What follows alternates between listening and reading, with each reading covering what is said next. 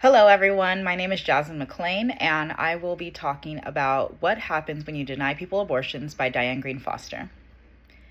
Imagine being told that a deeply personal medical decision about your own body and future is not yours to make, but instead the government's. My goal in this speech is to refute common anti-abortion arguments and demonstrate using Diane Green Foster's research that deeply denying abortion harms women's health, economic security, and autonomy. As someone who has studied Foster's work and reviewed public health data, I understand that both the scientific evidence and the social consequences surrounding abortion policy. In her TED Talk, Diane Green Foster presented findings of the Turnaway study, which followed 1,000 women for 5 years after they sought abortions. Her research shows that denied abortions face higher poverty, worse health, and lower life satisfaction compared to those who were able to receive healthy, inaccessible abortions. First, I will steelman Foster's argument by showing why her evidence is compelling and fair. Then I want to refute 3 common anti-abortion claims. First, that abortion harms women's mental health, that adoption is an equivalent alternative, and that restricting abortion protects life more effectively than supporting choice. To begin, let us look closely at Foster's arguments and why it deserves careful consideration. Diane Green Foster argues that denying people abortions has serious negative consequences for their lives, and she supports this with 5 years of longitudinal data from the Turnaway study. Her study reveals that women denied abortion are 4 times more likely to live below the poverty line, more likely to remain in violent relationships, and more likely to experience health complications such as eclampsia and chronic pain. Strengthening this argument, multiple studies in the American Journal of Public Health and The Lancet confirm that abortion access is linked with better physical health outcomes and long-term health economic stability. While Foster's findings are strong, many anti-abortion advocates argue against abortion, or moral, psychological, or social grounds. Let us refute these claims directly. Anti-abortion advocates often claim that abortion causes depression and regret or post-trauma stress, also known as PTSD. However, according to a study published in JAMA Psychiatry in 2017, about 95% of women reported that abortion was the right decision for them, even years later, and those decisions were probably the best thing that happened to them. Those denied abortions reported higher levels of anxiety and lower self-esteem. This does show that abortion itself doesn't necessarily harm mental health.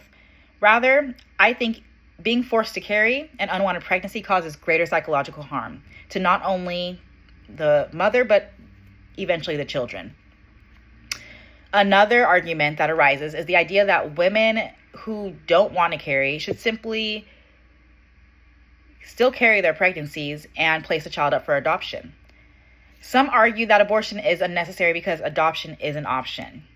However, adoption addresses the question of parenting, but not pregnancy itself. Pregnancy is not only a physical situation, it is also an emotional and mental and a medical situation. Other risky experiences that can permanently affect a person's body are also all symptoms of pregnancy. According to the CDC, the U.S. does have the highest maternal mortality rate amongst developed nations, with unfortunately Black women facing a risk 3 times higher than white women. I don't think that adoption eliminates the health risks, financial burdens, and emotional toll of pregnancy. It simply delays them. I want to address the claim that restricting abortion is the best way to protect life as well. Anti-abortion groups do argue that banning abortion protects unborn life, but evidence does show that restricting abortion doesn't reduce abortion rates. According to the World Health Organization, or WHO, abortion rates are similar in countries where it's legal and where it's restricted. Abortion rates are also similar in countries where maternal deaths are significantly higher where abortion is illegal. In other words, banning abortion doesn't save lives. It only endangers women's lives. Supporting choice alongside access to contraception and healthcare is a proven way to reduce unwanted pregnancies and promote healthy families and better mental health. Having examined this evidence, let us return to the core of the refutation. I've shown that Diane Green Foster's research demonstrates the harms of denying abortion, and I have refuted 3 major anti-abortion claims. 1, that abortion harms mental health. 2, that abortion is an equivalent solution. And lastly, that restricting abortion protects life. Abortion access is essential for women's health, economic health and well-being, and freedom, and the evidence overwhelmingly supports a pro-choice position. The question is not whether women can handle motherhood. They can. We've proven that for decades. I think the question is whether they should be forced into it against their will. Protecting the right to abortion means protecting dignity, health, and future of millions of people as well. Thank you, and I hope I've convinced everyone on why healthy access and safe access to abortions is important. Goodbye.